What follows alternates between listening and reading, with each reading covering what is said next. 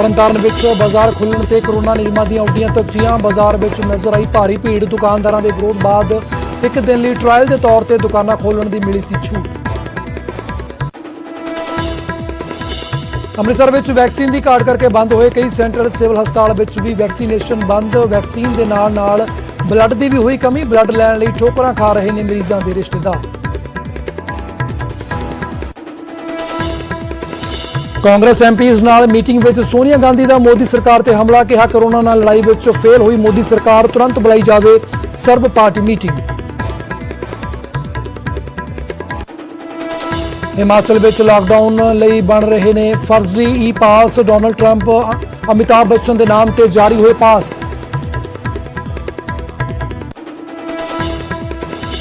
Comedian ਸੁਗੰਧਾ ਤੇ ਸੰਕੇਤ ਉੱਤੇ ਦਰਜ ਹੋਈ FIR ਉੱਤੇ ਗਰਮਾਈ ਸਿਆਸਤ। ਕੇਂਦਰੀ ਮੰਤਰੀ ਹਰਦੀਪ ਪੁਰੀ ਦਾ ਇਲਜ਼ਾਮ, ਸੁਗੰਧਾ ਵੱਲੋਂ ਰਾਹੁਲ ਦੀ ਮਿਮਿਕਰੀ ਕਰਨ ਦਾ ਬਦਲਾ ਲੈ ਰਹੀ ਹੈ ਪੰਜਾਬ ਸਰਕਾਰ।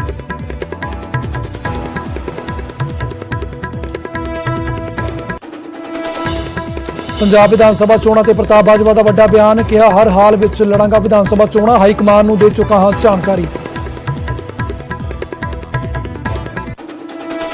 ਅੰਮ੍ਰਿਤਸਰ ਵਿੱਚ ਅੱਗ ਨੇ ਮਚਾਇਆ ਤਾਂਡਵ। ਬਦਾਮਾਂ ਦੀ ਫੈਕਟਰੀ ਨੂੰ ਲੱਗੀ ਭਿਆਨਕ ਅੱਗ। ਅਸਮਾਨ ਤੱਕ ਉੱਠੀਆਂ ਅੱਗ ਦੀਆਂ ਲਪਟਾਂ। ਤੇ ਪੰਜਾਬ ਵਿੱਚ ਕਣਕ ਦੀ ਬੰਪਰ ਖਰੀਦ। ਹੁਣ ਤੱਕ 125 ਲੱਖ ਮੀਟ੍ਰਿਕ ਟਨ ਕਣਕ ਖਰੀਦੀ। ਕਿਸਾਨਾਂ ਨੂੰ 21,000 ਕਰੋੜ ਰੁਪਏ ਤੋਂ ਵੱਧ ਦੀ ਕੀਮਤ ਸਿੱਧੀ ਅਦਾਇਗੀ।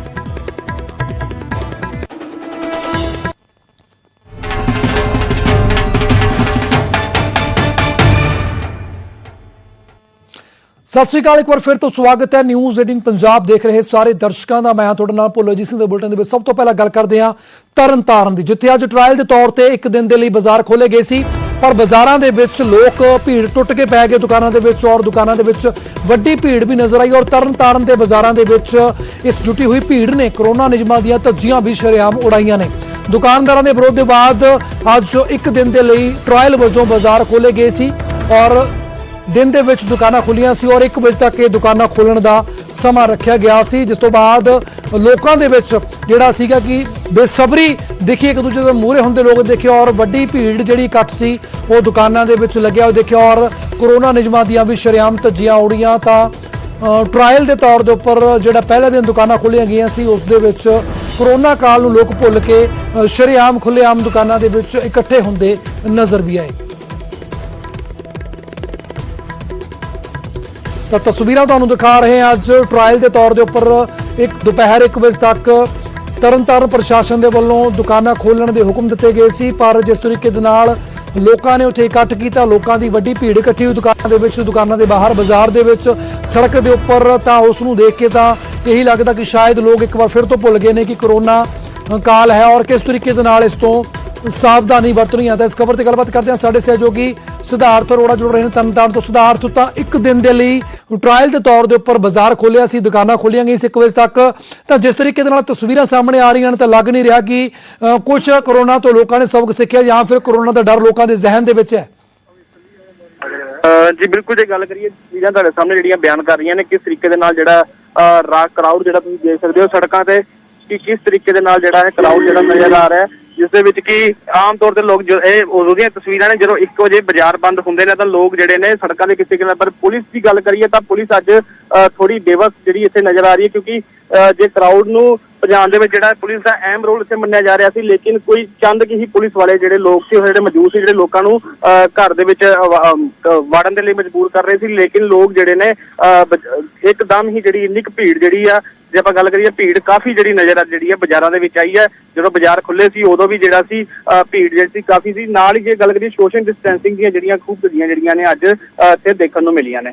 ਬਿਲਕੁਲ, ਜੇਕਰ ਗੱਲ ਕੀਤੀ ਜਾਵੇ ਸਿਧਾਰਥ, ਤਾਂ 1 ਵਜੇ ਤੱਕ ਦੁਪਹਿਰ ਦਾ ਜਿਹੜਾ ਸਮਾਂ ਰੱਖਿਆ ਗਿਆ ਸੀ ਪ੍ਰਸ਼ਾਸਨ ਦੇ ਵੱਲੋਂ ਦੁਕਾਨਾਂ ਖੋਲਣ ਦਾ, ਤਾਂ ਹੁਣ ਕਰੀਬ 1 ਘੰਟਾ ਉੱਪਰ ਹੋ ਚੁੱਕਿਆ, 2 ਵੱਜ ਚੁੱਕੇ ਨੇ। ਜੇਕਰ ਗੱਲ ਕੀਤੀ ਜਾਵੇ ਹੁਣ ਤਰਨਤਾਰਨ ਦੇ ਬਾਜ਼ਾਰਾਂ ਦੀ, ਦੁਕਾਨਾਂ ਦੀ, ਤਾਂ ਹੁਣ ਇਸ ਵੇਲੇ ਕੀ ਤਸਵੀਰ ਹੈ ਕਿ ਦੁਕਾਨਾਂ ਸਾਰੀਆਂ ਬੰਦ ਕਰ ਦਿੱਤੀਆਂ ਗਈਆਂ ਜਾਂ ਹਾਲੇ ਵੀ ਲੋਕ ਉਦੋਂ ਹੀ ਘੁੰਮ ਰਹੇ ਨੇ?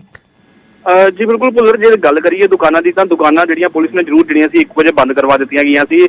ਖੁਦ ਜਿਹੜੀਆਂ ਗੱਡੀਆਂ ਜਿਹੜੀਆਂ ਸੀ ਉੱਥੇ ਪੁਲਿਸ ਦੀਆਂ ਪਹੁੰਚੀਆਂ ਸੀ, ਦੁਕਾਨਾਂ ਜ਼ਰੂਰ ਬੰਦ ਹੋ ਗਈਆਂ ਸੀ। ਲੇਕਿਨ ਜੇ ਗੱਲ ਕਰੀਏ ਇੱਕ ਦਿਨ ਦੇ ਟ੍ਰਾਇਲ ਬੇਸ ਤੇ, ਜਿਵੇਂ ਆਪਾਂ ਤਰਨਤਾਰਨ ਨੂੰ ਵੀ ਖੋਲਿਆ ਗਿਆ ਸੀ, ਇਸ ਤਰੀਕੇ ਨਾਲ ਬਠਿੰਡਾ ਨੂੰ ਵੀ ਦੱਸਿਆ ਜਾ ਕਿ ਖੋਲਿਆ ਗਿਆ, ਲੇਕਿਨ ਤਰਨਤਾਰਨ ਦੇ ਵਿੱਚ ਜਿਹੜਾ ਰਸ਼ ਜਿਹੜਾ ਸੀ ਇੱਕ ਦਿਨ ਦਾ ਜਿਹੜਾ 9 ਵਜੇ ਤੋਂ ਲੈ ਕੇ 1 ਵਜੇ ਤੱਕ ਦਾ ਸੀ, ਜਿਹੜਾ ਕਰਾਊਡ ਜਿਹੜਾ ਲੋਕਾਂ ਦਾ ਸੀ ਜਿਹੜਾ ਸੀ ਉਹ ਕਾਫੀ ਇੱਥੇ ਨਜ਼ਰ ਆਇਆ ਸੀ। ਦੁਕਾਨਾਂ ਜਿਹੜੀਆਂ ਬਿਲਕੁਲ ਸਿਧਾਰਥ, ਫਿਲਹਾਲ ਦੇ ਲਈ ਬਹੁਤ ਬਹੁਤ ਧੰਨਵਾਦ। ਤਾਂ ਟ੍ਰਾਇਲ ਦੇ ਦਿਨ, ਪਹਿਲੇ ਦਿਨ ਦੇ ਉੱਪਰ ਵੱਡਾ ਇਕੱਠ ਲੋਕਾਂ ਦੇਖਣ ਨੂੰ ਮਿਲਿਆ, ਜਿਸ ਤੋਂ ਬਾਅਦ ਹੁਣ ਦੇਖਣਾ ਹੋਵੇਗਾ ਕਿ ਪ੍ਰਸ਼ਾਸਨ ਅੱਗੇ ਕੀ ਫੈਸਲਾ ਲੈਂਦਾ। ਹਾਲਾਂਕਿ 1 ਵਜੇ ਦੁਕਾਨਦਾਰਾਂ ਨੇ ਦੁਕਾਨਾਂ ਜ਼ਰੂਰ ਬੰਦ ਕਰ ਦਿੱਤੀਆਂ।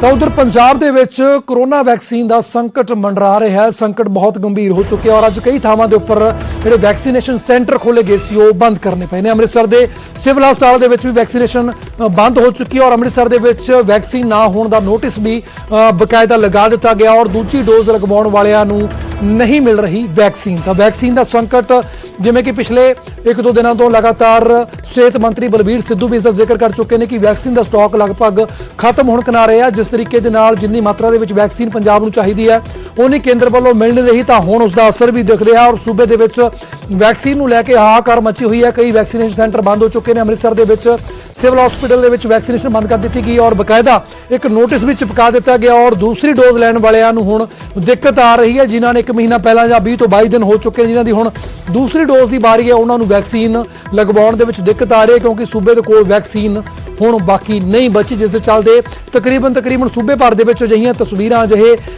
ਜਿਹੜੀ ਖਬਰਾਂ ਸਾਹਮਣੇ ਆ ਰਹੀਆਂ ਨੇ ਜਿੱਥੇ ਕਿ ਵੈਕਸੀਨੇਸ਼ਨ ਸੈਂਟਰ ਨੇ ਵੱਡੀ ਗਿਣਤੀ ਦੇ ਵਿੱਚ ਉਹਨਾਂ ਨੂੰ ਆਰਜੀ ਤੌਰ ਦੇ ਉੱਪਰ ਬੰਦ ਕਰਨਾ ਪਿਆ ਕਿਉਂਕਿ ਉੱਥੇ ਵੈਕਸੀਨ ਹੁਣ ਨਹੀਂ ਪਹੁੰਚੀ, ਕਿਉਂਕਿ ਜਿਹੜਾ ਕੇਂਦਰ ਸਰਕਾਰ ਦੇ ਵੱਲੋਂ ਵੈਕਸੀਨ ਦਾ ਕੋਟਾ ਆਉਣਾ ਸੀ ਉਹ ਹਲੇ ਪੰਜਾਬ ਨੂੰ ਉਨੀ ਮਾਤਰਾ ਦੇ ਵਿੱਚ ਨਹੀਂ ਮਿਲਿਆ ਜਿੰਨਾ ਚਾਹੀਦਾ ਸੀ।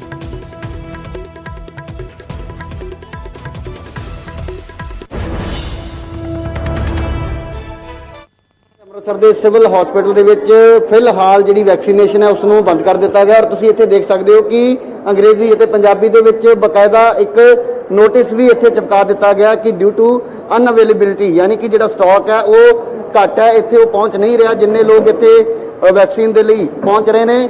ਤਾਂ ਕਿਤੇ ਨਾ ਕਿਤੇ ਇੱਕ ਘਾਟ ਜਿਹੜੀ ਹੈ ਉਹ ਮਹਿਸੂਸ ਹੋ ਰਹੀ ਹੈ, ਲੋਕਾਂ ਨੂੰ ਵਾਪਸ ਭੇਜਿਆ ਜਾ ਰਿਹਾ। ਬਹੁਤ ਸਾਰੇ ਲੋਕ ਜਿਹੜੇ ਇੱਥੇ ਤੁਸੀਂ ਦੇਖੋ ਕਿ ਟੀਕਾ। ਹਾਂਜੀ ਸਰ, ਕਦੋਂ ਆਏ ਤੁਸੀਂ? ਤੁਹਾਡੀ ਪਹਿਲੀ ਡੋਜ਼ ਸੀ ਜਾਂ ਦੂਸਰੀ? ਜੀ ਡੋਜ਼ ਸਾਨੂੰ ਮਿਲ ਨਹੀਂ ਰਹੀ ਹੁਣ। ਕੀ ਕਿਹਾ ਜਾ ਰਿਹਾ? ਕੀ ਕਹਿੰਦੇ ਸੋਮਵਾਰ ਆਇਓ। ਹਾਂਜੀ, ਕਿੱਥੋਂ ਆਏ ਤੁਸੀਂ? ਮੱਲੇ ਤੋਂ ਆਏ ਜੀ, ਰਾਮਬਾਗ ਕੀ ਕਿਹਾ ਜਾ ਰਿਹਾ ਉਹ ਕਹਿੰਦੇ ਦੂਜੀ ਡੋਜ਼ ਤਾਂ ਐਤਵਾਰ ਆਣੀ ਹੈ। ਪਹਿਲੀ ਲਾਣੀ ਪਰ ਹੈ ਨਹੀਂ, ਪਹਿਲੀ ਲੱਗੀ, ਦੂਜੀ ਲੱਗਣੀ ਹੈ ਪਰ ਐਤਵਾਰ ਆਣੀ ਹੈ, ਖਤਮ ਹੋਈ। ਤੁਹਾਡੀ ਪਹਿਲੀ ਹੈ? ਹਾਂਜੀ ਪਹਿਲੀ ਹੈ। ਤੁਹਾਨੂੰ ਵੀ ਇਹ ਕਿਹਾ ਜਾ ਰਿਹਾ ਕਿ ਬਾਅਦ ਹਾਂ ਕਹਿੰਦੇ ਆ ਜੀ, ਤੁਹਾਡੀ ਫਰਸਟ ਹੈ ਜਾਂ ਸੈਕਿੰਡ? ਮੇਰੀ ਫਸਟ ਹੈ। ਤਾਂ ਇਹ ਉਹ ਲੋਕ ਨੇ ਜਿਹੜੇ ਕਿ ਇੱਥੇ ਡੋਜ਼ ਲਗਵਾਉਣ ਦੇ ਲਈ ਪਹੁੰਚੇ ਨੇ ਔਰ ਜ਼ਿਆਦਾਤਰ ਲੋਕ ਉਹ ਨੇ ਜਿਨ੍ਹਾਂ ਦੀ ਸੈਕਿੰਡ ਡੋਜ਼ ਹੈ, ਕਿਉਂਕਿ ਸਿਹਤ ਵਿਭਾਗ ਵੱਲੋਂ ਇਹ ਗੱਲ ਕਹੀ ਜਾ ਰਹੀ ਹੈ ਕਿ ਜਿਨ੍ਹਾਂ ਦੀ ਫਸਟ ਡੋਜ਼ ਹੈ ਉਹਨਾਂ ਨੂੰ ਫਿਲਹਾਲ ਕਿਹਾ ਜਾ ਰਿਹਾ ਕਿ ਬਾਅਦ ਦੇ ਵਿੱਚ ਡੋਜ਼ ਜਿਹੜੀ ਲਗਾਈ ਜਾਏਗੀ। ਪਰ ਸੈਕਿੰਡ ਡੋਜ਼ ਵਾਲੇ ਵੀ ਇੱਥੇ ਐਸੇ ਜਿਹੜੇ ਲੋਕ ਨਜ਼ਰ ਆਏ ਜਿਨ੍ਹਾਂ ਨੂੰ ਕਿ ਇਹ ਕਿਹਾ ਜਾ ਰਿਹਾ ਕਿ 2-3 ਦਿਨ ਹਾਲੇ ਜਿਹੜੇ ਨੇ ਉਹ ਵੈਕਸੀਨੇਸ਼ਨ ਨੂੰ ਲੱਗ ਸਕਦੇ ਨੇ। ਤਾਂ ਇਹ ਅੰਮ੍ਰਿਤਸਰ ਦੇ ਸਿਵਲ ਹਸਪੀਟਲ ਦੇ ਵਿੱਚ ਜਿਹੜਾ ਸੈਂਟਰ ਬਣਾਇਆ ਗਿਆ ਜਿੱਥੇ ਟੀਕਾਕਰਨ ਕੀਤਾ ਜਾਂਦਾ, ਉੱਥੇ ਸਟਾਫ ਤਾਂ ਮੌਜੂਦ ਹੈ ਪਰ ਵੈਕਸੀਨ ਦੀ ਕਮੀ ਹੋਣ ਕਰਕੇ ਕਿਤੇ ਨਾ ਕਿਤੇ ਲੋਕਾਂ ਨੂੰ ਜੋ ਹੈ ਉਹ ਵਾਪਸ ਭੇਜਿਆ ਜਾ ਰਿਹਾ। ਤਾਂ ਇਹ ਜਿਹੜੇ ਹੀ ਹਾਲਾਤ ਜਿਹੜੇ ਉਹ ਪੂਰੇ ਅਸੀਂ ਕਹਿ ਸਕਦੇ ਹਾਂ ਕਿ ਦੇਸ਼ ਤੋਂ ਇਲਾਵਾ ਪੰਜਾਬ ਦੇ ਵਿੱਚ ਵੀ ਜਿਹੜੇ ਸ਼ਹਿਰਾਂ ਦੇ ਵਿੱਚ ਹਾਲਾਤ ਨਜ਼ਰ ਆ ਰਹੇ ਨੇ। ਹਾਲਾਂਕਿ ਸਰਕਾਰ ਬਹੁਤ ਵੱਡੇ ਦਾਅਵੇ ਕਰ ਰਹੀ ਹੈ, ਦੂਸਰੇ ਪਾਸੇ ਜਿਸ ਤਰ੍ਹਾਂ ਕੋਵਿਡ ਦੇ ਮਰੀਜ਼ਾਂ ਦੀ ਸੰਖਿਆ ਲਗਾਤਾਰ ਵੱਧ ਰਹੀ ਹੈ, ਮੌਤਾਂ ਦਾ ਅੰਕੜਾ ਜਿਹੜਾ ਲਗਾਤਾਰ ਵੱਧ ਰਿਹਾ, ਤਾਂ ਉਸ ਨੂੰ ਲੈ ਕੇ ਜਿਹੜੀ ਵੈਕਸੀਨੇਸ਼ਨ ਹੀ ਇੱਕ ਇਸ ਦਾ ਹੱਲ ਦੱਸਿਆ ਜਾ ਰਿਹਾ। ਪਰ ਕਿਤੇ ਨਾ ਕਿਤੇ ਵੈਕਸੀਨ ਦੀ ਕਮੀ ਹੋਣ ਕਰਕੇ ਲੋਕਾਂ ਨੂੰ ਇੱਥੋਂ ਵਾਪਸ ਮੁੜਨਾ ਪੈ ਰਿਹਾ। ਤਾਂ ਇੱਥੇ ਜਿਹੜੇ ਇੰਚਾਰਜ ਨੇ ਉਹਨਾਂ ਦੀ ਗੱਲ ਕਰਦੇ, ਸਰ ਕੀ ਪ੍ਰੋਬਲਮ ਹੈ, ਕਿਉਂ ਲੋਕਾਂ ਨੂੰ ਵਾਪਸ ਭੇਜਿਆ ਜਾ ਰਿਹਾ? मेरा नाम दीपक राय, मैं इतने सीनियर फार्मेसी अफसर अक्टूबर रिटायर हो चुका हूँ और ਜਦੋਂ ਦੀ ਵੈਕਸੀਨ ਚੱਲਦੀ ਪਈ ਹੈ ਰੂਟੀਨ ਦੇ ਨਾਲ ਹਰ ਜਿੰਨੇ ਵੀ ਆਉਂਦੇ ਸੀਗੇ ਉਹਨੂੰ ਲੱਗਦੀ ਪਈ। ਮੈਂ ਵੀ ਅੱਜ ਇੰਜੈਕਸ਼ਨ ਵਗੈਰਾ ਲਗਵਾਉਣ ਹੀ ਆਇਆ ਕਿਸੇ ਦੇ ਤੇ ਮੈਂ ਦੇਖਿਆ ਕਿ ਜਿਹੜੀ ਇੱਥੇ ਤੇ ਕੋਸ਼ੀਲਡ ਹੀ ਲੱਗਦੀ ਪਈ ਹੈ। ਸਾਡੇ ਕੋਲ ਜਿਹੜੀ ਸਪਲਾਈ ਆਈ ਕੋਸ਼ੀਲਡ ਦੀ, ਲੇਕਿਨ ਥੋੜੇ ਚਿਰ ਬਾਅਦ ਕੋਵੈਕਸੀਨ ਵੀ ਆਈ। ਜਿਹੜੇ ਪ੍ਰਾਈਵੇਟ ਹਸਪੀਟਲ 'ਚ ਉਹਨਾਂ ਨੇ ਕੋਵੈਕਸੀਨ ਦਿੱਤੀ ਸੀਗੀ ਜਿਹੜੇ ਲੋਕ 250 ਰੁਪਏ ਦੇ ਕੇ ਲਵਾਉਂਦੇ ਸੀਗੇ। ਉਹਦਾ ਕਾਰਨ ਹੈ ਵੀ ਇੱਥੇ ਵਰਕਲੋਡ ਇੱਕਦਮ ਜ਼ਿਆਦਾ ਵਧਣ ਦੇ ਕਰਕੇ ਜਿਹੜੀ ਕੋਵਿਸ਼ੀਲਡ ਜਿਹੀ ਇੱਥੇ ਚੱਲਦੀ ਪਈ ਸੀ ਉਹ ਕੱਲ ਖਤਮ ਹੋ ਗਈ। ਕੱਲ ਹੀ ਬੰਦੇ ਚੰਡੀਗੜ੍ਹ ਚਲੇ ਗਏ ਔਰ ਮੋਸਟ ਪ੍ਰੋਬਬਲੀ ਅੱਜ ਸ਼ਾਮ ਨੂੰ ਜਾਂ ਕੱਲ ਸਵੇਰ ਤੱਕ ਆ ਜਾਣਗੇ।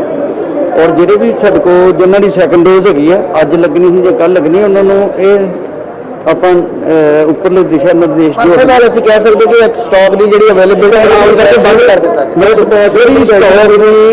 ਜਿਹੜੀ ਸਟਾਕ ਦੀ ਅਨਅਵੇਲੇਬਿਲਟੀ ਹੈ ਨਾ, ਉਸ ਕਰਕੇ ਹੈ। ਜੇ ਸਟਾਕ ਹੋਵੇ ਤੇ ਉਹ ਤੇ ਕੈਮਰਾਮੈਨ ਹਨੀਸ਼ ਕੁਮਾਰ ਦੇ ਨਾਲ ਰਾਜੀਵ ਸ਼ਰਮਾ। ਤਾਂ ਆਕਸੀਜਨ ਤੋਂ ਬਾਅਦ ਖੂਨ ਦੀ ਘਾਟ ਵੀ ਹੁਣ ਵੱਡੇ ਪੱਧਰ ਦੇ ਉੱਪਰ ਹੋ ਚੁੱਕੀ ਹੈ। ਅੰਮ੍ਰਿਤਸਰ ਦੇ ਵਿੱਚ ਹੁਣ ਖੂਨ ਦੀ ਵੀ ਜਿਹੜੀ ਘਾਟ ਆ ਉਸ ਦੇ ਨਾਲ ਸੰਕਟ ਪੈਦਾ ਹੋ ਗਿਆ। ਬਲੱਡ ਦੇ ਲਈ ਦਰ-ਦਰ ਭਟਕ ਰਹੇ ਨੇ ਮਰੀਜ਼ਾਂ ਦੇ ਰਿਸ਼ਤੇਦਾਰ।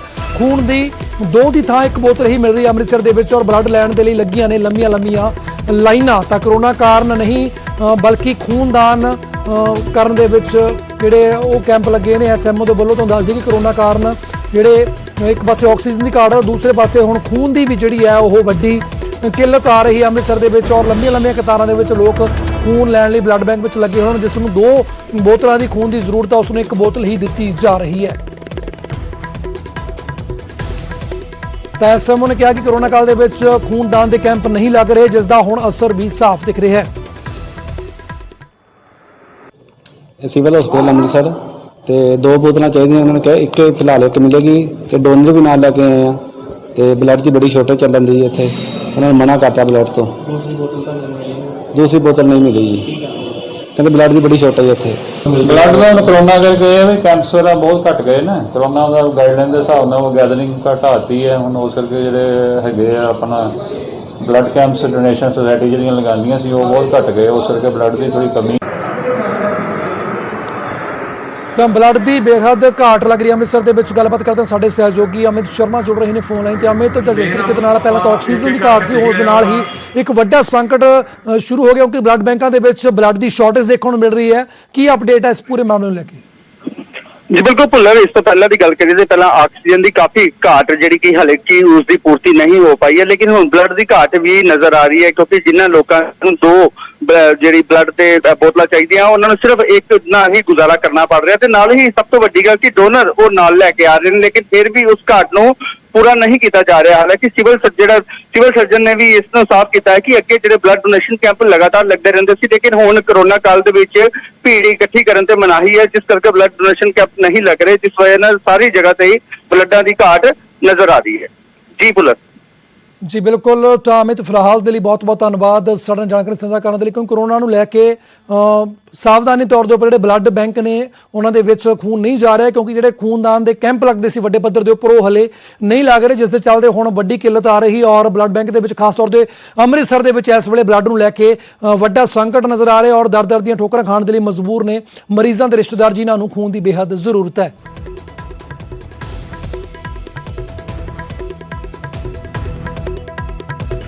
ਉਧਰ ਕਾਮੇਡੀਅਨ ਸੁਗੰਧਾ ਅਤੇ ਸੰਕੇਤ ਉੱਤੇ ਦਰਜ FIR ਉੱਤੇ ਹੁਣ ਸਿਆਸਤ ਵੀ ਹੋਣੀ ਸ਼ੁਰੂ ਹੋ ਚੁੱਕੀ ਹੈ। ਹਰਦੀਪ ਪੁਰੀ ਨੇ ਪੰਜਾਬ ਸਰਕਾਰ ਨੂੰ ਇਸ ਦੇ ਉੱਪਰ ਘੇਰਿਆ। ਉਹਨਾਂ ਨੇ ਕਿਹਾ ਕਿ ਇੱਕ ਖਬਰ ਦਾ ਹਵਾਲਾ ਦਿੰਦਿਆਂ ਹਰਦੀਪ ਪੁਰੀ ਨੇ ਬਕਾਇਦਾ ਟਵੀਟ ਵੀ ਕੀਤਾ, ਜਿਸ ਦੇ ਵਿੱਚ ਦੱਸਿਆ ਗਿਆ ਕਿ ਖਬਰ ਦੇ ਵਿੱਚ ਸੰਕੇਤ ਦੇ ਵੱਲੋਂ ਰਾਹੁਲ ਗਾਂਧੀ ਦੀ ਮਮਿਕਰੀ ਦਾ ਜ਼ਿਕਰ ਕੀਤਾ ਗਿਆ ਸੀ। ਇੱਕ TV ਐਡ ਦੇ ਉੱਤੇ ਸੰਕੇਤ ਨੇ ਰਾਹੁਲ ਗਾਂਧੀ ਦੀ ਮਮਿਕਰੀ ਕੀਤੀ ਸੀ, ਜਿਸ ਤੋਂ ਬਾਅਦ ਹੁਣ ਹਰਦੀਪ ਪੁਰੀ ਦਾ ਕਹਿਣਾ ਕਿ ਉਸ ਦੀ ਸਜ਼ਾ ਉਸ ਨੂੰ ਹੁਣ ਮਿਲ ਰਹੀ ਹੈ। ਕਾਂਗਰਸ ਸਰਕਾਰ ਜਿਹੜੀ ਜਾਣ ਬੁੱਝ ਕੇ ਉਸ ਦੇ ਖਿਲਾਫ FIR ਦਰਜ ਕੀਤੀ, ਔਰ ਕੱਲ ਫਗਵਾੜਾ ਦੇ ਵਿੱਚ ਉਸ ਦੇ ਉੱਪਰ ਇਹ ਮਾਮਲਾ ਦਰਜ ਕੀਤਾ ਗਿਆ ਸੀ, ਔਰ ਦੋਹਾਂ ਦੇ ਖਿਲਾਫ ਧਾਰਾ 188 ਦੇ ਤਹਿਤ ਇਹ ਮਾਮਲਾ ਦਰਜ ਕੀਤਾ ਗਿਆ, ਔਰ ਕੋਵਿਡ ਹਦਾਇਤਾਂ ਦੀ ਉਲੰਘਣਾ ਦਾ ਇਹ ਮਾਮਲਾ ਦਰਜ ਹੋਇਆ ਹੈ।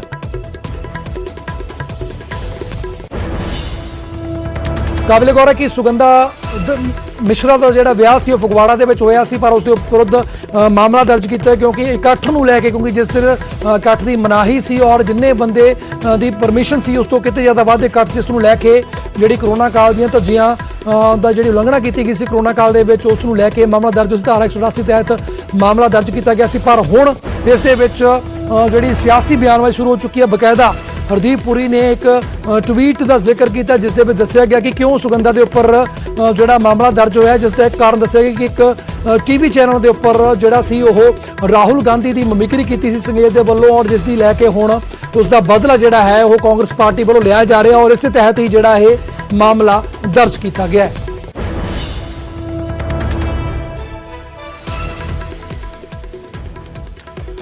ਤਾਂ ਗੱਲ ਕਰਦੇ ਅਗਲੀ ਖਬਰ ਦੀ। ਹਿਮਾਚਲ ਦੇ ਵਿੱਚ ਈ ਪਾਸ ਦਾ ਫਰਜ਼ੀਵਾੜਾ ਸਾਹਮਣੇ ਆਇਆ। ਜੀ ਹਾਂ, ਡੋਨਲਡ ਟਰੰਪ ਦੇ ਨਾਮ ਦੇ ਉੱਪਰ ਵੀ ਹਿਮਾਚਲ ਦੇ ਵਿੱਚ ਪਾਸ ਬਣੇ ਨੇ। ਨਾ ਕੇਵਲ ਡੋਨਲਡ ਟਰੰਪ ਬਲਕਿ ਬਾਲੀਵੁੱਡ ਸਟਾਰ ਅਮਿਤਾਭ ਬੱਚਨ ਦੇ ਨਾਮ ਦੇ ਉੱਪਰ ਵੀ ਪਾਸ ਜਾਰੀ ਕੀਤੇ ਗਏ ਨੇ ਹਿਮਾਚਲ ਪ੍ਰਸ਼ਾਸਨ ਦੇ ਵੱਲੋਂ। ਲੋਕਡਾਊਨ ਦੌਰਾਨ ਜਿਹੜੇ ਈ ਪਾਸ ਦੀ ਜਿਹੜੀ ਮੰਗ ਰੱਖੀ ਗਈ ਸੀ ਪ੍ਰਸ਼ਾਸਨ ਦੇ ਵੱਲੋਂ, ਉਸ ਦੇ ਵਿੱਚ ਹੁਣ ਵੱਡਾ ਫਰਜ਼ੀਵਾੜਾ ਸਾਹਮਣੇ ਆ ਰਿਹਾ, ਜਿਸ ਨੂੰ ਲੈ ਕੇ ਇੱਕ ਵਾਰ ਫਿਰ ਤੋਂ ਹਿਮਾਚਲ ਪ੍ਰਸ਼ਾਸਨ ਸਵਾਲਾਂ ਦੇ ਘੇਰੇ ਵਿੱਚ। ਔਰ ਸਵਾਲ ਬਣਦਾ ਕਿ ਇਸ ਦੇ ਉੱਪਰ ਹੁਣ ਕੌਣ ਜਵਾਬ ਦੇਵੇਗਾ ਔਰ ਕੌਣ ਇਸ ਦੇ ਲਈ ਜ਼ਿੰਮੇਵਾਰ ਹੋਵੇਗਾ।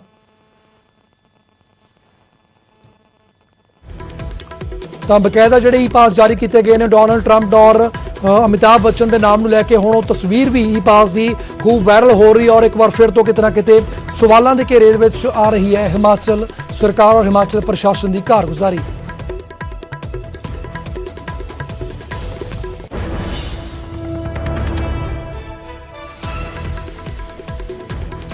ਤਾਂ ਹੁਣ ਗੱਲ ਕਰਦੇ ਹਾਂ ਪੰਜਾਬ ਸਰਕਾਰ ਦੇ ਉਸ ਟਵੀਟ ਵੀਡੀਓ ਦੀ, ਜਿਸ ਦੇ ਵਿੱਚ ਲੋਕਾਂ ਨੂੰ ਕੋਰੋਨਾ ਬਾਰੇ ਜਾਗਰੂਕ ਕੀਤਾ ਗਿਆ ਹੈ। ਵੀਡੀਓ ਰਾਹੀਂ ਦੱਸਿਆ ਗਿਆ ਕਿ ਜੇ ਤੁਹਾਨੂੰ ਕੋਰੋਨਾ ਦੇ ਲੱਛਣ ਨੇ ਤਾਂ ਤੁਸੀਂ ਕੀ ਕਰਨਾ ਹੈ। ਜਦੋਂ ਵੀ ਤੁਹਾਨੂੰ ਲੱਗੇ ਕਿ ਤੁਸੀਂ ਠੀਕ ਨਹੀਂ ਹੋ ਤਾਂ ਤੁਸੀਂ ਇਹ ਆਸਾਨ ਨਿਯਮ ਜ਼ਰੂਰ ਅਪਣਾਓ। ਇਕਾਂਤਵਾਸ 'ਚ ਜਾਓ, ਡਾਕਟਰ ਨਾਲ ਗੱਲ ਕਰੋ, ਆਕਸੀਜਨ ਦੇ ਪੱਧਰ ਦੀ ਜਾਂਚ ਕਰੋ, अपना शरीरक तापमान देखो। इन्हां हालातां विच एमरजेंसी सहायता लो। पंजाब सरकार वालों लोक हित विच जारी। जदों भी तुहानूं लगे कि तुसीं ठीक नहीं हो तां तुसीं इह आसान नियम जरूर अपनाओ। एकांतवास 'च जाओ,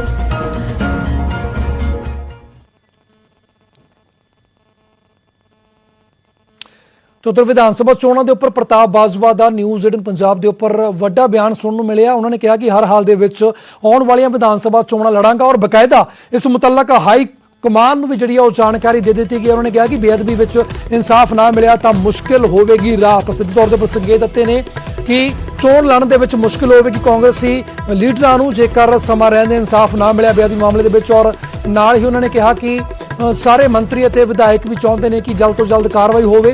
SIT ਬਣਾ ਕੇ 1 ਮਹੀਨੇ ਦੇ ਵਿੱਚ ਰਿਪੋਰਟ ਸੌਂਪਣ ਦੀ ਮੰਗ ਵੀ ਜਿਹੜੀ ਹੈ ਉਹ ਬਾਜਵਾ ਰੱਖੀ। ਔਰ ਨਾਲ ਹੀ ਕਿਹਾ ਕਿ ਬੇਅਦਬੀ ਕੇਸ ਤੇ ਸੰਸਦ ਦੀ ਬੈਠਕ ਜਲਦ ਤੋਂ ਜਲਦ ਸੱਦਣ ਮੁੱਖ ਮੰਤਰੀ। 22 ਦੀ ਰਾਜ ਸਭਾ ਦੀ ਤੁਹਾਡੀ ਵੀ ਪੂਰੀ ਹੋ ਰਹੀ ਹੈ, ਕੀ ਤੁਸੀਂ ਵਾਪਸ ਪੰਜਾਬ ਆਓਗੇ? ਕੀ ਵਾਪਸ ਵਿਧਾਇਕੀ ਦੀ ਚੋਣ ਲੜੋਗੇ? ਤੇ ਵੇਖੋ, ਮੈਂ ਤੇ ਪੰਕਜ ਜੀ ਸਾਰੀ ਗੱਲ ਦੱਸ ਦਿੱਤੀ ਕਿ ਇਸ ਟਾਈਮ ਜਿਹੜਾ ਜ਼ਿੰਦਗੀ ਦਾ ਅਖੀਰਲਾ ਫੇਜ਼ ਹੈ ਉਹਦੇ ਵਿੱਚ ਮੈਂ ਪੰਜਾਬ ਦੇ ਲੋਕਾਂ ਦੀ ਤੇ ਪੰਜਾਬ ਦੀ ਸੇਵਾ ਕਰਨਾ ਚਾਹੁੰਦਾ। ਦਿੱਲੀ ਅਸੀਂ ਵੇਖ ਲਿਆ, ਦਿੱਲੀ ਵਿੱਚ ਬੈਠ ਕੇ ਜਿੰਨਾ ਕੁ ਵੀ ਮੈਂ ਪੰਜਾਬ ਦਾ ਤੇ ਆਪਣੀ ਪਾਰਟੀ ਦੀ ਗੱਲ ਕਰ ਸਕਦਾ ਸੀ, ਹਰ ਮੁੱਦੇ ਤੇ ਲੜਾਈ ਲੜੀ ਸੈਂਟਰ ਦੀ ਸਰਕਾਰ ਨੂੰ। ਜਿੱਥੇ ਵੀ ਜ਼ਿਆਦਤੀ ਹੋਈ, ਭਾਵੇਂ ਕਿਸਾਨਾਂ ਨੂੰ ਹੋਈ, ਭਾਵੇਂ ਪੰਜਾਬ ਦੇ ਮਸਲਿਆਂ ਤੇ ਹੋਈ ਹੈ, ਹੁਣ ਟਾਈਮ ਹੈ ਸੰਜੀਦਾ ਕਾਂਗਰਸ ਦੀ ਲੀਡਰਸ਼ਿਪ ਨੂੰ ਸੂਬੇ 'ਚ ਆਉਣ ਦਾ ਤੇ ਸੂਬੇ ਨੂੰ ਬਚਾਉਣ ਦਾ। ਅੱਜ ਰਹਿੰਦੀ ਉਹ ਮੈਂ ਚਾਹਾਂਗਾ ਕਿ ਇਸ ਹਫ਼ਤੇ ਦੇ ਵਿੱਚ, ਕਿਉਂਕਿ ਇਹ ਸਾਡੀ ਪਹਿਚਾਣ ਦੀ ਲੜਾਈ, ਗੁਰੂ ਗ੍ਰੰਥ ਸਾਹਿਬ ਦੀ ਬੇਅਦਬੀ ਕਰਨ ਵਾਲੇ ਲੋਕ ਜਿਹੜੇ ਨੇ ਉਹ ਬਾਹਰ ਨਹੀਂ ਜਾਣੇ ਚਾਹੀਦੇ, ਕਿਉਂਕਿ ਇਹ ਸਾਡਾ ਇਲੈਕਸ਼ਨ ਦਾ ਵਾਅਦਾ ਵੀ ਸੀ। ਤੋ ਇਸ ਗੱਲ ਕਾਰਨ ਅਸੀਂ ਚਾਹਾਂਗੇ, ਅਸੀਂ ਵੀ ਬੜੇ ਬੇਚੈਨ ਆ, ਮੈਂਬਰਸ ਆਫ ਪਾਰਲੀਮੈਂਟ ਵੀ ਬੇਚੈਨ ਨੇ ਕਿ ਜੇ ਨਵੀਂ ਸਿੱਟ ਕਦੋਂ ਤੱਕ ਬਣੇਗੀ, ਸਿੱਟ ਦੇ ਮੈਂਬਰ ਕੌਣ ਕੌਣ ਹੋਣਗੇ, ਉਹਨਾਂ ਤੇ ਦੇਖ ਰੇਖ ਐਤਕੀ ਕੌਣ ਕਰੇਗਾ। ਤੇ ਦੂਸਰੀ ਗੱਲ ਹੈ ਕਿ 1 ਮਹੀਨੇ ਦੇ ਵਿੱਚ ਸਾਡੀ ਸਾਰਿਆਂ ਦੀ ਮੰਗ ਹੈ ਕਿ 1 ਮਹੀਨੇ ਦੇ ਵਿੱਚ ਇਸ ਸਿੱਟ ਜਿਹੜੀ ਹੈ ਇਹ ਆਪਣੀ ਕੰਪਲੀਟ ਕਰੇ ਕੰਮ ਜਿਹੜਾ, ਤੇ ਚਲਾਨ ਪੁੱਟ ਅਪ ਕਰੇ ਕਚਹਿਰੀ ਦੇ ਵਿੱਚ ਫਰੀਦਕੋਟ ਦੇ ਵਿੱਚ। ਤੇ ਇਹ ਜਿਹੜੇ ਦੋਸ਼ੀ ਨੇ, ਜਿਨ੍ਹਾਂ ਲੋਕਾਂ ਨੇ ਗੋਲੀਆਂ ਚਲਵਾਈਆਂ ਨੇ, ਚਲਾਉਣ ਵਾਲੇ ਤੇ ਦੋਸ਼ੀ ਹੈ ਹੀ ਹੈ ਨੇ, ਬਟ ਜਿਨ੍ਹਾਂ ਦੇ ਆਰਡਰਸ ਹੋਏ ਨੇ, ਜਿਹਦੇ ਵਿੱਚ ਮੁੱਖ ਮੰਤਰੀ ਪੰਜਾਬ ਉਦੋਂ ਦੇ, ਉੱਥੋਂ ਦਾ ਡਿਪਟੀ ਚੀਫ ਮਿਨਿਸਟਰ ਜਿਹੜਾ ਹੋਮ ਦਾ ਇੰਚਾਰਜ ਸੀ, ਤੇ ਡਾਇਰੈਕਟਰ ਜਨਰਲ ਜਿਹੜਾ ਪੁਲਿਸ ਦਾ ਸੀ, ਇਹ ਬੰਦੇ ਜਿਹੜੇ ਦੋਸ਼ੀ ਨੇ ਕਟਹਿਰੇ ਵਿੱਚ ਖੜੇ ਕੀਤੇ ਜਾਣ ਤੇ ਇਹਨਾਂ ਨੂੰ ਡੇ ਟੂ ਡੇ ਹੀਅਰਿੰਗ ਕਰਾ ਕੇ ਆਪਣੀ ਸਰਕਾਰ ਦੇ ਇਲੈਕਸ਼ਨਾਂ ਤੋਂ ਪਹਿਲੇ ਇਹਨਾਂ ਨੂੰ ਸਜ਼ਾਵਾਂ ਦਵਾਈਆਂ। ਅੰਮ੍ਰਿਤਸਰ ਦੇ ਵਿੱਚ ਅੱਗ ਨੇ ਤਾਂਡਵ ਮਚਾਇਆ। ਬਦਾਮਾਂ ਦੀ ਫੈਕਟਰੀ ਨੂੰ ਭਿਆਨਕ ਅੱਗ ਲੱਗਣ ਦੀ ਖਬਰ ਸਾਹਮਣੇ ਆਈ ਹੈ। ਮੌਕੇ ਉੱਤੇ ਪਹੁੰਚੀ ਫਾਇਰ ਬ੍ਰਿਗੇਡ ਦੀਆਂ ਗੱਡੀਆਂ ਨੇ ਔਰ ਅੱਗ ਉੱਤੇ ਕਾਬੂ ਪਾਉਣ ਦਾ ਕੰਮ ਲਗਾਤਾਰ ਜਾਰੀ। ਔਰ ਝਬਾਲ ਰੋਡ ਦੇ ਉੱਪਰ ਸਥਿਤ ਹੈ ਇਹ ਫੈਕਟਰੀ, ਜਿੱਥੇ ਕਿ ਬਦਾਮ ਬਣਾਉਣ ਵਾਲੀ ਫੈਕਟਰੀ, ਜਿਸ ਦੇ ਵਿੱਚ ਭਿਆਨਕ ਅੱਗ ਲੱਗ ਗਈ ਸੀ। ਤਾਂ ਅੰਮ੍ਰਿਤਸਰ ਤੋਂ ਇਸ ਵੇਲੇ ਦੀ ਖਬਰ ਆ ਰਹੀ ਹੈ, ਜਿੱਥੇ ਕਿ ਅੱਗ ਨੇ ਪੂਰੀ ਫੈਕਟਰੀ ਨੂੰ ਆਪਣੀ ਚਪੇਟ ਵਿੱਚ ਲੈ ਲਿਆ ਸੀ ਔਰ ਝਬਾਲ ਰੋਡ ਦੇ ਉੱਪਰ ਸਥਿਤ ਹੈ ਇਹ ਫੈਕਟਰੀ। ਤਾਂ ਤਸਵੀਰਾਂ ਤੁਹਾਨੂੰ ਕੁਝ ਸਮਾਂ ਪਹਿਲਾਂ ਦਿਖਾ ਰਹੇ ਹਾਂ, ਜਦੋਂ ਇਸ ਫੈਕਟਰੀ ਦੇ ਵਿੱਚ ਸ਼ਾਰਟ ਸਰਕਟ ਹੋਣ ਨਾਲ ਅੱਗ ਲੱਗੀ ਸੀ ਔਰ ਦੇਖਦੇ ਇਸ ਅੱਗ ਨੇ ਪੂਰੀ ਫੈਕਟਰੀ ਨੂੰ ਆਪਣੀ ਚਪੇਟ ਦੇ ਵਿੱਚ ਲੈ ਲਿਆ। ਪਰ ਖੁਸ਼ਕਿਸਮਤੀ ਨਾਲ ਕਿਸੇ ਵੀ ਤਰੀਕੇ ਦਾ ਕੋਈ ਜਾਨੀ ਨੁਕਸਾਨ ਨਹੀਂ ਹੋਇਆ, ਪਰ ਪੂਰੀ ਦੀ ਪੂਰੀ ਫੈਕਟਰੀ ਸੜ ਕੇ ਸੁਆਹ ਹੋ ਗਈ।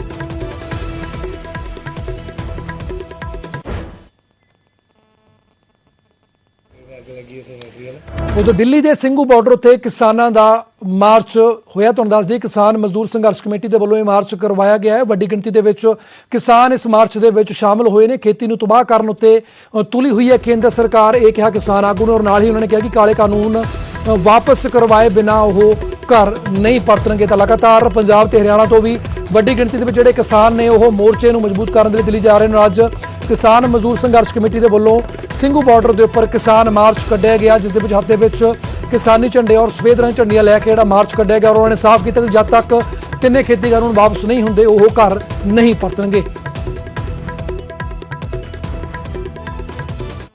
आड़ में हमारे मोर्चे को खत्म करने के क्लीन ऑपरेशन चलाने की जिस तरह से बातें हो रही थी, तो हमने अपने मोर्चे को मजबूत करने के लिए इतने ज्यादा लोग यहाँ पर लेकर आए हैं और मोर्चा मजबूत हो। तो मैं बार बार अपने बाइटों में कह चुका हूं, अगर सरकार इतनी सीरियसनेस से बोले भी इतना डेथ रेट है इस कोरोना का, तो उनको मांगे मान के इस मोर्चे को समाप्त करना चाहिए। हम रोड पर बैठे हुए, हमारा बैठने का आने का सवाल नहीं है, हम या नहीं कहते बैठे रहेंगे। आप हमारा मांगों का हल कीजिए, नहीं किया तब तक मोर्चा चलाएंगे। कानून वापसी नहीं तो घर वापसी नहीं। तो इस नारे के साथ हम आगे बढ़ेंगे और आप देखिएगा एक दिन मोर्चा हम जीतेंगे। ਤਾਂ ਗੱਲ ਕਰਦੇ ਹਾਂ ਫਰੀਦਕੋਟ ਦੀ, ਜਿੱਥੋਂ ਦੀ ਜੇਲ੍ਹ ਦੇ ਵਿੱਚ 3 ਕਿਸਾਨਾਂ ਨੂੰ ਰਿਹਾ ਕਰ ਦਿੱਤਾ ਹੈ। ਬੀਜੇਪੀ ਵਿਧਾਇਕ ਅਰੁਣ ਨਾਰੰਗ ਦੀ ਕੁੱਟਮਾਰ ਦੇ ਮਾਮਲੇ ਵਿੱਚ ਇਹਨਾਂ ਕਿਸਾਨਾਂ ਨੂੰ ਗ੍ਰਿਫਤਾਰ ਕੀਤਾ ਗਿਆ ਸੀ। ਰਿਹਾ ਹੋਣ ਤੋਂ ਬਾਅਦ ਕਿਸਾਨਾਂ ਦਾ ਭਰਵਾਂ ਸਵਾਗਤ ਵੀ ਕੀਤਾ ਗਿਆ। ਕਿਸਾਨਾਂ ਨੇ ਕਿਹਾ ਕਿ ਖੇਤੀ ਕਾਨੂੰਨਾਂ ਦੇ ਖਿਲਾਫ ਸਿਆਸੀ ਪਾਰਟੀਆਂ ਦਾ ਵਿਰੋਧ ਉਦੋਂ ਤੱਕ ਜਾਰੀ ਰਹੇਗਾ ਜਦ ਤੱਕ ਇਹ ਖੇਤੀ ਕਾਨੂੰਨ ਪੂਰੀ ਤਰ੍ਹਾਂ ਰੱਦ ਨਹੀਂ ਹੋ ਜਾਂਦੇ। ਅਰੁਣ ਨਾਰੰਗ ਮਾਮਲੇ ਵਿੱਚ 30 ਕਿਸਾਨ ਪਹਿਲਾਂ ਹੀ ਰਿਹਾ ਹੋ ਚੁੱਕੇ ਨੇ। ਮੰਗ ਕੇ ਵੇਖ ਲਿਆ, ਜੋਰ ਲਗਾ ਕੇ ਵੇਖਾਂਗੇ, ਜੋਰ ਲਗਾ ਕੇ ਵੇਖਾਂਗੇ। 30 ਕਿਸਾਨ ਯਾਨੀ ਕਿ ਪੇਸ਼ ਹੋਈ ਸੀ ਇਸ ਕੇਸ 'ਚ। ਮਲੋੜ ਜਿਹੜਾ ਅਰਨ ਰੰਗ ਵਾਲਾ ਕੇਸ, ਉਹਦੇ 'ਚ ਸਾਡੇ ਜਥੇਬੰਦੀ ਨੇ 30 ਜਣਿਆਂ ਨੂੰ ਪੇਸ਼ ਕੀਤਾ ਸੀ। ਸਾਰਿਆਂ ਦੀ ਸਟੈਪ ਬਾਈ ਸਟੈਪ ਜ਼ਮਾਨਤ ਹੋ ਗਈ ਜੀ, ਜ਼ਮਾਨਤ ਤੇ ਰਿਹਾ ਹੋ ਗਏ। ਅਸੀਂ 3 ਸਿੰਘ ਰਹਿੰਦੇ ਸੀ, ਨਿਰਮਲ ਸਿੰਘ ਜੱਸਿਆਣਾ, ਬਲਜੀਤ ਸਿੰਘ ਜੀ ਬੋਦੀ ਵਾਲਾ ਤੇ ਮੈਂ ਲੱਖਾ ਸ਼ਰਮਾ ਜੀ।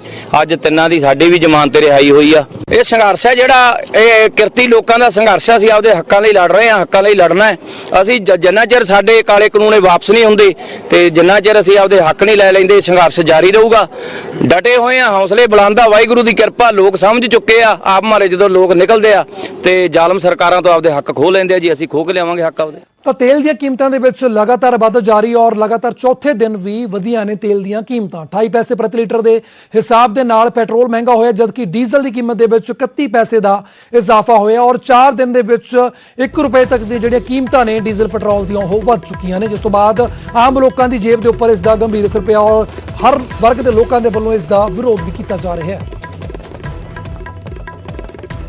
ਚੀਜ਼ ਦਾ ਪੈਟਰੋਲ ਆ ਡੀਜ਼ਲ ਦੇ ਵਧਣ ਕਾਰਨ ਰੇਟ ਹਰ ਇੱਕ ਚੀਜ਼ ਤੇ ਅਸਰ ਪੈ ਰਿਹਾ। ਹਰ ਇੱਕ ਚੀਜ਼ ਤੇ ਕਹਿ ਲਓ, ਹਰੇਕ ਕੋਈ ਵੀ ਖਾਣ ਦੀ ਵਸਤੂ ਹੈ, ਕੋਈ ਖੇਤੀਬਾੜੀ ਦਾ ਧੰਦਾ ਹੈ, ਕਾਹਦ ਹਰੇਕ ਤੇ ਇਹਦਾ ਅਸਰ ਹੈ। ਬਹੁਤ ਹੀ ਵੱਡਾ ਅਸਰ ਹੈ ਔਰ ਬਹੁਤ ਹੀ ਮਾੜਾ ਅਸਰ ਪੈ ਰਿਹਾ ਹੈ।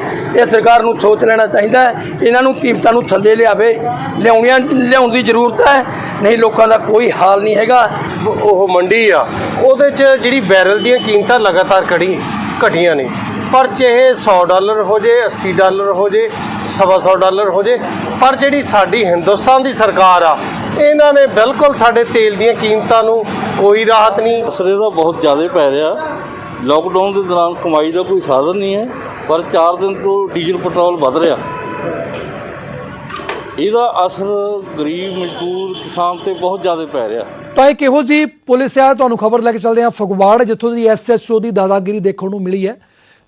ਹੌਲਦਾਰ ਸੁਰਿੰਦਰਪਾਲ ਸਿੰਘ ਔਰ ਤੁਹਾਨੂੰ ਦੱਸ ਦਈਏ ਕਿ SHO ਦੀ ਧੱਕੇਸ਼ਾਹੀ ਦੇਖਣ ਨੂੰ ਮਿਲੀ ਹੈ ਔਰ ਪੁਲਿਸ ਦੀ ਦਾਦਾਗਿਰੀ ਦੀਆਂ ਤੁਹਾਨੂੰ ਵੱਖ-ਵੱਖ 5 ਤਸਵੀਰਾਂ ਅਸੀਂ TV ਸਕਰੀਨ ਦੇ ਉੱਪਰ ਦਿਖਾ ਰਹੇ ਹਾਂ। ਪੰਜਾਬ ਤੇ ਹਿਮਾਚਲ ਸਮੇਤ ਇਹ 5 ਤਸਵੀਰਾਂ ਨੇ ਜਿੱਥੇ ਕਿ ਪੁਲਿਸ ਦੀ ਦਾਦਾਗਿਰੀ ਦੇਖਣ ਨੂੰ ਮਿਲੀ ਹੈ। ਪਹਿਲੀ ਤਸਵੀਰ ਫਗਵਾੜਾ ਦੀ ਹੈ, ਜਿੱਥੇ SHO ਨੇ ਜਿਹੜੀ ਸਬਜ਼ੀ ਸੀ ਉਸ ਦੇ ਉੱਪਰ ਫਿਲਮੀ ਅੰਦਾਜ਼ ਦੇ ਵਿੱਚ ਲੱਤ ਮਾਰੀ ਸੀ, ਹਾਲਾਂਕਿ ਉਸ ਤੋਂ ਬਾਅਦ ਉਸ ਨੂੰ ਸਸਪੈਂਡ ਕਰ ਦਿੱਤਾ ਗਿਆ। ਔਰ ਦੂਸਰੀ ਤਸਵੀਰ ਜਲੰਧਰ ਦੀ ਸੱਜੇ ਪਾਸੇ ਜਿੱਥੇ ਕਿ ਇੱਕ ਸ਼ਰਾਬ ਦੇ ਵਿੱਚ ਟੱਲੀ ਹੋਇਆ ਹੌਲਦਾਰ ਨਜ਼ਰ ਆਇਆ ਔਰ ਥਾਂ-ਥਾਂ ਡਿੱਗਦਾ ਹੋਇਆ ਨਜ਼ਰ ਆ ਰਿਹਾ। ਔਰ ਤੀਸਰੀ ਤਸਵੀਰ ਬਟਾਲਾ ਦੀ, ਜਿੱਥੇ ਕਿ ਇੱਕ ਟੱਲੀ ASI ਦੇ ਵੱਲੋਂ ਵੀ ਸੜਕਾਂ ਦੇ ਉੱਪਰ ਜਿਹੜਾ ਘੁੰਮਿਆ ਜਾ ਰਿਹਾ ਔਰ ਜਿਸ ਤਰ੍ਹਾਂ ਟ੍ਰੈਫਿਕ ਵੀ ਕਾਫੀ ਪ੍ਰਭਾਵਿਤ ਹੋਈ ਹੈ। ਚੌਥੀ ਜਿਹੜੀ ਫਲੋਰ ਦੀ ਸੱਜੇ ਪਾਸੇ ਤਸਵੀਰ ਹੈ, ਜਿੱਥੇ ਕਿ ਇੱਕ SHO ਦੀ ਧੱਕੇਸ਼ਾਹੀ ਦਿਖੀ ਔਰ ਇੱਕ ਦਰਜੀ ਦੀ ਦੁਕਾਨ ਦੇ ਵਿੱਚ ਸ਼ਟਰ ਚੁੱਕ ਕੇ ਸ਼ਰੇਆਮ ਉਸ ਦੇ ਵੱਲੋਂ ਧੱਕੇਸ਼ਾਹੀ ਦਿਖਾਈ ਗਈ। ਔਰ ਵਿਚਕਾਰ ਜਿਹੜੀ ਤਸਵੀਰ ਦੇਖ ਰਹੇ ਹੋ ਸੋਨੀਪਤ ਦੀ, ਕਿਸ ਤਰੀਕੇ ਦੇ ਨਾਲ ਪੁਲਿਸ ਦੇ ਵੱਲੋਂ ਦਾਦਾਗਿਰੀ ਦਿਖਾਈ ਜਾ ਰਹੀ ਹੈ ਔਰ ਬੁਰੇ ਤਰੀਕੇ ਦੇ ਨਾਲ ਸੋਟੀਆਂ ਦੇ ਨਾਲ ਕੁੱਟਮਾਰ ਕੀਤੀ ਜਾ ਰਹੀ ਹੈ। ਤਾਂ 5 ਵੱਖ-ਵੱਖ ਤਸਵੀਰਾਂ ਹਰਿਆਣਾ ਤੇ ਪੰਜਾਬ ਦੀ ਤੁਹਾਨੂੰ ਦਿਖਾ ਰਹੇ ਹਾਂ, ਜਿਸ ਦੇ ਵਿੱਚ ਪੁਲਿਸ ਦੀ ਕਾਰਗੁਜ਼ਾਰੀ ਨੂੰ ਲੈ ਕੇ ਵੀ ਸਵਾਲੀਆ ਨਿਸ਼ਾਨ ਖੜਾ ਹੋ ਰਹੇ ਨੇ।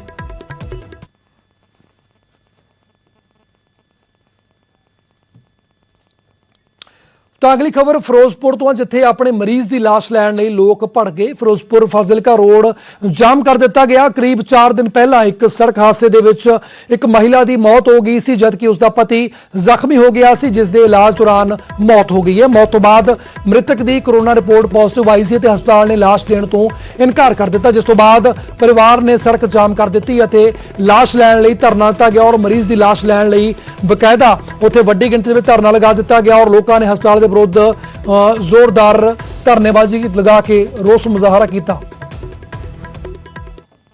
ਕਰਾਇਆ ਤੇ ਉੱਥੋਂ ਵੀ ਡਾਕਟਰਾਂ ਨੇ ਜਵਾਬ ਦਿੱਤਾ, ਕਹਿੰਦੇ ਇੱਥੋਂ ਲੈ ਜਾਣਾ ਮੁਸ਼ਕਲ ਹੈ ਬਚਣਾ। ਅਸੀਂ ਕਿਹਾ ਤੁਸੀਂ ਕੋਸ਼ਿਸ਼ ਕਰੋ, ਪੈਸੇ ਦੀ ਕੋਈ ਪਰਵਾਹ ਨਾ ਕਰੋ, ਅਸੀਂ ਪੈਸਾ ਭਰਾਂਗੇ। ਉੱਥੇ ਮੌਕੇ ਤੇ 50,000 ਰੁਪਇਆ ਜਮ੍ਹਾਂ ਕਰਾਇਆ। ਜਦੋਂ ਫਿਰ ਉਹਨਾਂ ਦੀ ਇੱਕ ਲੱਤ ਦਾ ਆਪਰੇਸ਼ਨ ਹੋਇਆ। ਲੱਤ ਦਾ ਆਪਰੇਸ਼ਨ ਜਦੋਂ ਹੋਇਆ ਫਿਰ ਉਸ ਤੋਂ ਬਾਅਦ ਉਹਨਾਂ ਵੈਂਟੀਲੇਟਰ ਜਾਂਦੇ ਹੀ ਲਾਤਾ ਸੀ। ਕਹਿੰਦੇ ਇਹਦੇ ਸਿਰਫ ਦਿਲ ਦੀ ਧੜਕਣ ਚੱਲ ਰਹੀ ਹੈ, ਸਾਹ ਬਿਲਕੁਲ ਨਹੀਂ ਚੱਲਦਾ। ਅਗਰ ਸਾਹ ਨਹੀਂ ਚੱਲਦਾ ਸੀ ਤੇ ਫਿਰ ਇਹਨਾਂ ਨੂੰ ਕਰੋਨਾ ਕਿਵੇਂ ਹੋ ਗਿਆ? ਲਾਸਟ ਮੂਮੈਂਟ ਤੇ ਜਦੋਂ ਉਹਨਾਂ ਦੀ ਡੈਥ ਹੋਈ ਤੇ ਇਹਨਾਂ ਨੇ ਕਰੋਨਾ ਪ੍ਰੈਜ਼ੈਂਟ ਕਰਤਾ। ਤਾਂ ਗੱਲ ਕਰਦੇ ਹਾਂ ਸਮਾਣਾ, ਜਿੱਥੋਂ ਦੀ ਦਿਲ ਦਹਿਲਾਉਣ ਵਾਲਾ ਮਾਮਲਾ ਸਾਹਮਣੇ ਆਇਆ। ਇੱਕ ਨੌਜਵਾਨ ਨੇ ਬੇਜ਼ੁਬਾਨ ਜਾਨਵਰ ਨੂੰ ਗੋਲੀ ਮਾਰ ਕੇ ਮੌਤ ਦੇ ਘਾਟ ਉਤਾਰ ਦਿੱਤਾ। ਪੁਲਿਸ ਨੇ ਮੁਲਜ਼ਮ ਨੂੰ ਗ੍ਰਿਫਤਾਰ ਕਰ ਲਿਆ।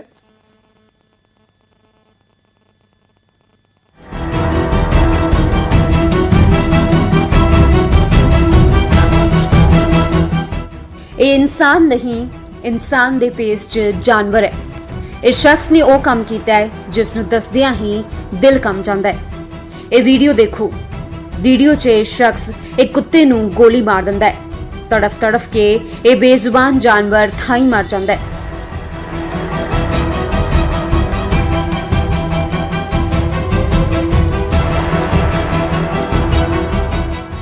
ਤਸਵੀਰਾਂ ਇੰਨੀਆਂ ਦਿਲਚੀਰਵੀਆਂ ਨੇ ਕਿ ਤੁਹਾਨੂੰ ਦਿਖਾਈਆਂ ਵੀ ਨਹੀਂ ਜਾ ਸਕਦੀਆਂ। ਇੱਕ ਇਨਸਾਨ ਜਿਸ ਦੇ ਦਿਲ 'ਚ ਥੋੜੀ ਜਿਹੀ ਵੀ ਸੰਵੇਦਨਾ ਹੋਵੇ ਅਜਿਹਾ ਕਰਨ ਬਾਰੇ ਸੋਚ ਵੀ ਨਹੀਂ ਸਕਦਾ। ਪਰ ਇਸ ਹੈਵਾਨ ਨੇ ਇਸ ਬੇਜ਼ੁਬਾਨ ਤੇ ਗੋਲੀ ਚਲਾਉਣ ਤੋਂ ਪਹਿਲਾਂ ਇੱਕ ਵਾਰ ਵੀ ਨਹੀਂ ਸੋਚਿਆ।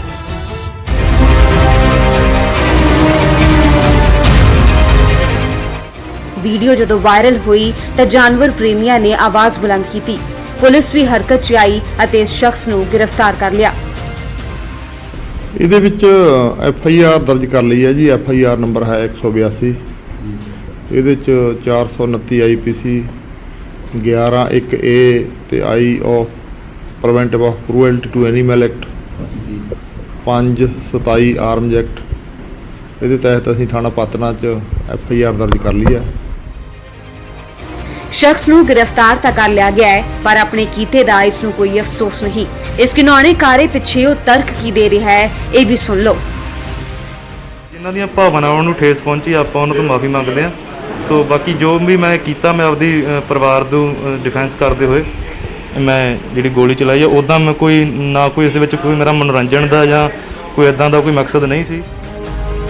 ਕੁੱਤਾ ਜੇਕਰ ਹਮਲਾਵਰ ਹੋ ਗਿਆ ਸੀ ਤਾਂ ਪ੍ਰਸ਼ਾਸਨ ਨੂੰ ਇਸ ਦੀ ਖਬਰ ਕੀਤੀ ਜਾ ਸਕਦੀ ਸੀ, ਪਰ ਇੰਜ ਉਸ ਨੂੰ ਮੌਤ ਦੇ ਘਾਟ ਉਤਾਰ ਦੇਣਾ, ਉਹ ਵੀ ਇੰਨੀ ਬੇਰਹਿਮੀ ਨਾਲ, ਕਿਸੇ ਵੀ ਤਰੀਕੇ ਨਾਲ ਜਾਇਜ਼ ਨਹੀਂ ਠਹਿਰਾਇਆ ਜਾ ਸਕਦਾ। ਫਿਲਹਾਲ ਮੁਲਜ਼ਮ ਨੌਜਵਾਨ ਨੂੰ ਗ੍ਰਿਫਤਾਰ ਕਰ ਲਿਆ ਗਿਆ। ਹੁਣ ਅਦਾਲਤ ਤੈਅ ਕਰੇਗੀ ਕਿ ਬੇਜ਼ੁਬਾਨ ਜਾਨਵਰ ਦੀ ਜਾਨ ਲੈਣ ਵਾਲੇ ਨੂੰ ਕੀ ਸਜ਼ਾ ਦੇਣੀ ਹੈ। ਸਮਾਣਾ ਤੋਂ ਪੁਰਸ਼ੋਤਮ ਕੌਸ਼ਿਕ ਦੇ ਨਾਲ ਬਿਊਰੋ ਰਿਪੋਰਟ, ਨਿਊਜ਼ 18।